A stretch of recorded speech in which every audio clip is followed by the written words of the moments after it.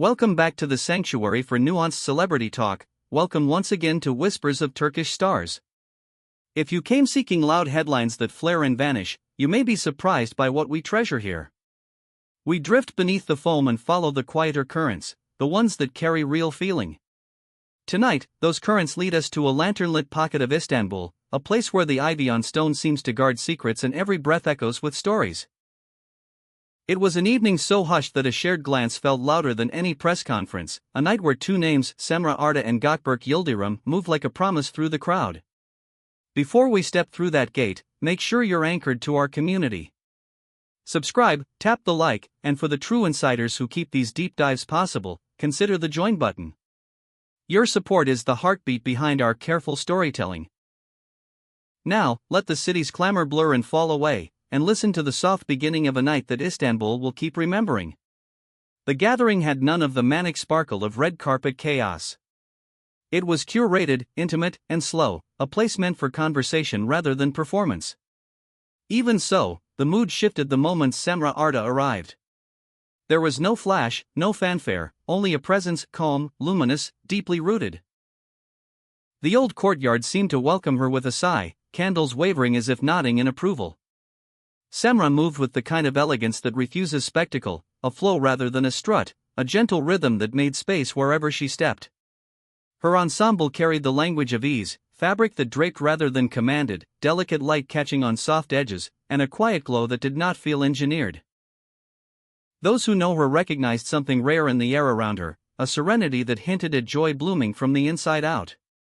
Eyes followed not because she asked them to, but because stillness can be magnetic when it is real.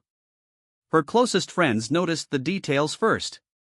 The glint of a crystal glass lifted in gratitude but never brimming with champagne, only sparkling water crowned with a twist of pomegranate. The way her laughter landed, gentle, contained, as if protecting a delicate truth. The preference for corners where voices didn't need to compete and where listening had room to grow. A steadiness in her smile that refused to scatter. All of it felt intentional and unforced, the choreography of someone guarding something precious. And then there was the gravitational pull that arrived a beat later, Gotberk Yildirim, composed as always, with that understated aura of quiet attention that never needs to announce itself. He didn't overshadow her. He orbited, present at the edges of her comfort with a warmth that read like a promise. Together, they were the softest sort of spectacle, a conversation in motion, a duo that read as poetry rather than headline. If the evening were a film, you would want to rewind the scene of them crossing the courtyard in unison.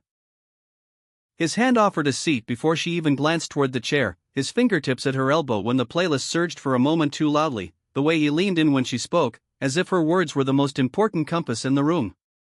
Their smiles were small, private, timed like a code, soon, not yet, soon.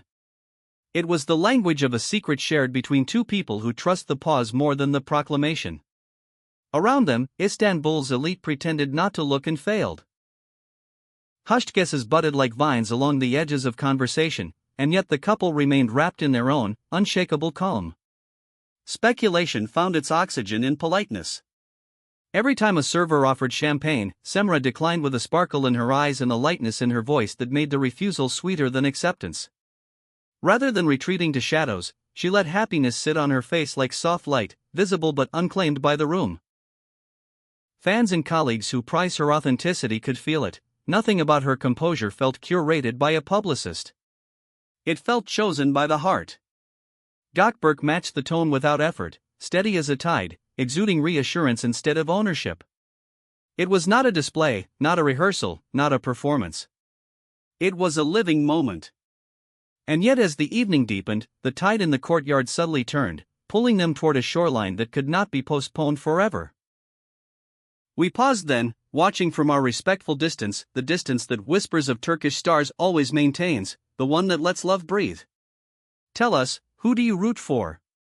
The couples who blaze like fireworks on feeds, or the ones who move like constellations, steady and sure, visible most to those who look up at night?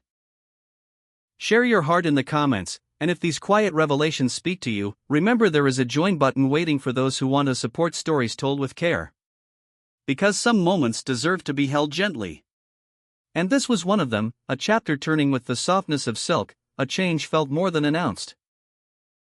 You could sense it in the hush that gathered at their table, the way longtime friends exchanged familiar looks, and how the courtyard seemed to lean in as the city beyond it exhaled.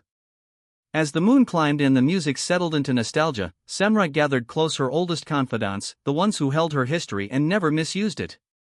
The circle formed with the ease of many reunions, shoulders angled in, laughter threaded with patience. In that embrace of loyalty, the seal finally loosened. Witnesses swear you could hear a collective breath draw in, that soft sound humans make right before life changes shape. There was no toast with clattering glasses, no spotlight, no theatrics. There was only Cemre, eyes shining brighter than any chandelier, voice trembling with happiness as she allowed her truth to step into the light of her people. What followed was not noise but feeling. Tears caught and released, hands clasping hands, laughter bubbling and then dissolving into the kind of hug that sustains. Gotberk's response was everything and nothing at once, no speech, no claim, just devotion. He didn't move his gaze from Cemre, not for a heartbeat. He lifted his own glass of sparkling water and tapped it softly to hers, a private toast in a language written by two. He leaned in and murmured something that set her laughter free, the kind that rings like a bell and makes you forget the world for a second. Then, an embrace, brief, certain, quietly powerful, said what headlines never can. Around them, warmth rolled outward, uncontainable. It took little time for the energy to slip past ivy and stone, out into the narrow streets that braid the old city, and from there into the blue light of screens where the public keeps vigil. A moment so personal had already begun its journey toward every timeline and trending list. When they left, a photo found them, not a hunt, not a lunge, just a captured breath in the doorway. Cemre stepped into the night with that same soft smile, her hand tucked into the crook of Gotberk's arm. The car waited. The evening, somehow, still felt private. By midnight, however, the digital chorus had tuned itself to joy. Timelines bloomed with their names. Comments layered beneath posts like confetti. I knew there was a glow, now I know why. Respect for the silence, endless love for the reveal. People who had watched Cemre's journey from its earliest days and those who came to her work more recently found common ground. Industry voices chimed in with affection, not performative, but fond and sincere. The messages for Gotberk were equally tender. They called him the steady keel, the quiet check-in, the laughter that softens rough hours. Those who have worked with him nodded to his consistency, a rare blend of humility and charm. Insiders whispered that Cemre had known for a while, choosing to cocoon in peace before offering the news to the wider world. Her days had already shifted shape, fewer late-night script notes, more sunrise stretches and long walks, a reordering of schedules so that meaning replaced momentum. Her yes became rarer and heavier, aimed only at projects that honored who she is right now.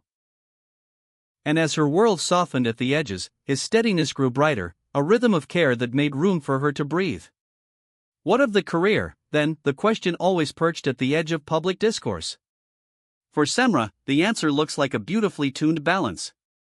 Not disappearance, but refinement. Roles that ask for depth rather than depletion. Sets that honor boundaries rather than blur them. She is not stepping away from the craft that made the world love her. She is drawing a map that respects her present.